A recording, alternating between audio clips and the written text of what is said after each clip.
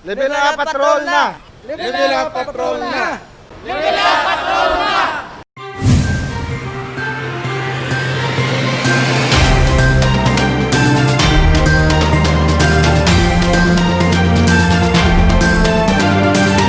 Mga religious activities para sa Dinagyang Digital 2021 ang ginplastar na.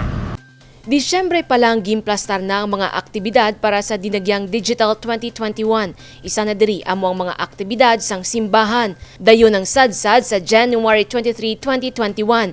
Apang hindi na inikapareho sang kinaandan. Bangod sang COVID-19, limitado ang sarang makatambong kag inyang himuon paagi sa virtual presentation. Sa pihak sini, importante ang pagpatigayon sang sadsad bangod sentro sang selebrasyon amo ang Santo Niño. 2021, it will be a challenging one because of the pandemic, but this should not stop us from doing sad because our faith is more deep than COVID. So our faith should give us courage, should give us the challenge how deep our faith is to Señor Santo Niño. And this would also test our unity, this would also test our faithfulness to the Lord our God. May novena mass man nga pagahiwaton halin Enero 15 tubtob 23. Kada adlaw may 4 ka mga misa, alas 7 sa aga, alas 8:30 sa aga, kag alas 10. Sa hapon, alas 4:30 ang novena mass. Napaka-relevant ng ating celebration, lalo-lalo na kung ito'y ipapalabas natin with utmost na preparation at saka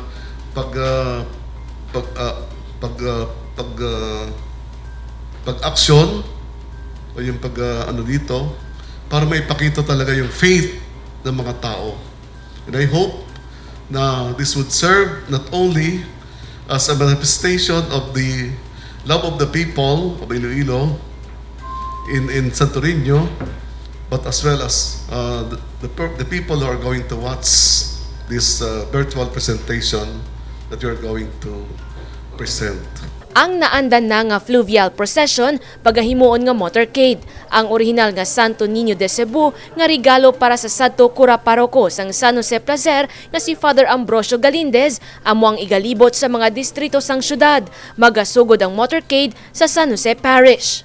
So ang mga tao hindi man gid sila nga matagsa na gidire or whatever, practice matagan chance nga magkadto sa dalan, no? Mabitbit sa ilang mga images, image ni Señor Santo Niño, mga santos, mga kay Mama Mary. Tanan yung mga santos nga pwede nila mabutang sa dalan nga maagyan kay tungod nga may ara man kay Father nga makabless, no? Part man na siya nga at least mabinditahan man. So at least matandog man ang mga pumuluyo naton. So ang nga gina-encourage naton ang bilog nga mga Ilonggo gid nga mag-participate sa January 22 sa motorcade nga magwa nga magkadto sa mga dalan nga kung diin na mag-aagyan sa motorcade. Pagahitsuhon pa ang rota nga agyan sang motorcade, iniagod masiguro nga makaupod ang mga pumuluyo. Luyag Manila siguraduhon nga masunod ang mga health protocol. Jennifer Garcia Hernandez para sa Level Up Patrol. Duha ka mga merkado publiko sa syudad ang nagabanaag bangod sa mga matahom nga Christmas decorations.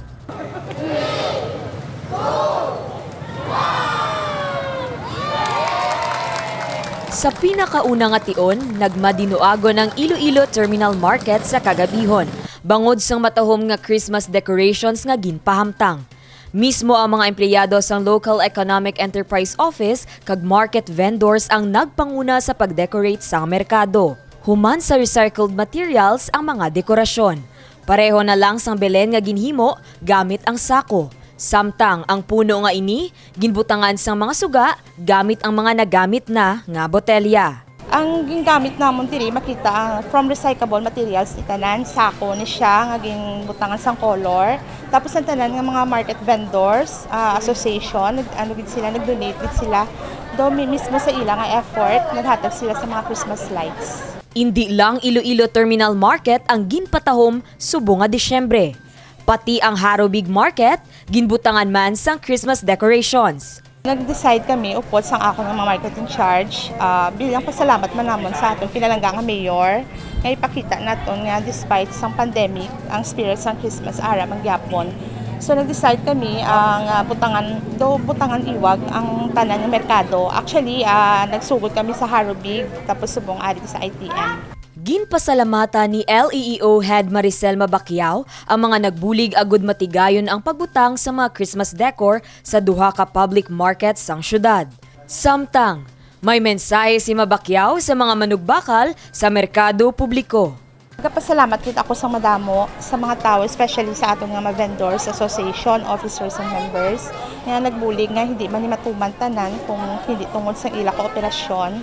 Kag sa mga nakakadto diri sa super, ginhimo ni namon para at least bisan sa pandemic kita, ma-feel nato ng spirit sang Christmas. Kag maganahan man sila magkadto sa Iloilo Terminal Market. Gindayaw naman sang alkalde ang ininga tikang. I am very happy sa Subong for the first time ang public markets naton may mga Christmas decors, no.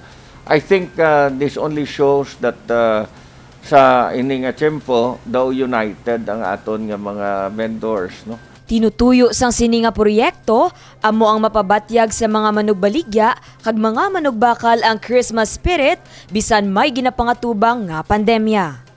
Isa ka uswag scholar sadto ang isa sa mga bago nga doktor matapos makapasar sa physician licensure examination sang nakaligad nga bulan sang Nobyembre.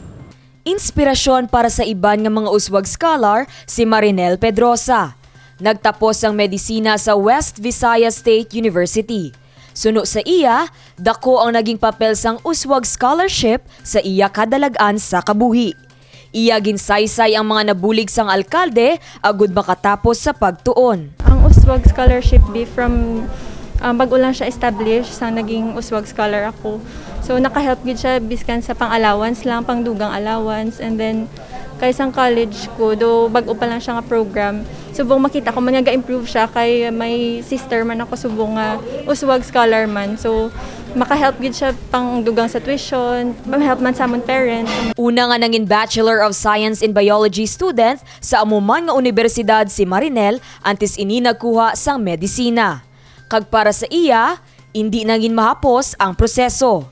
Ang akong college experience as a bio student, though ano siya, though hambal nila walk in the park lang gani from college to med school. But then, hambal nila, Jurassic Park. So, would like it siya, though damo ka self-doubts and all. Pero, with the support of the family, support ni isang Uswag Scholarship and the academic scholar man with my grades. So, though makaboost up man siya sa imo confidence, nga magpadayon bala. Nobyembre sini nga tuig sang nagkuha siya sa physician licensure examination. Kag iya ini napasaran. Nagpadulong siya sa talatapan ni Mayor Jerry Treñas agud personal nga magpasalamat nga siya nangin isa ka uswag scholar. Big thank you kay Mayor kay because of the Uswag Scholarship damo nga ang aspirants young aspirants nga ma-achieve nila ila goals through the scholarship. So big thank you gid kay Mayor. Subong luyag ni Marinel nga mangin isa ka doctor to the baryo. After medicine, pwede ka man mag-go into academe, teach younger doctors.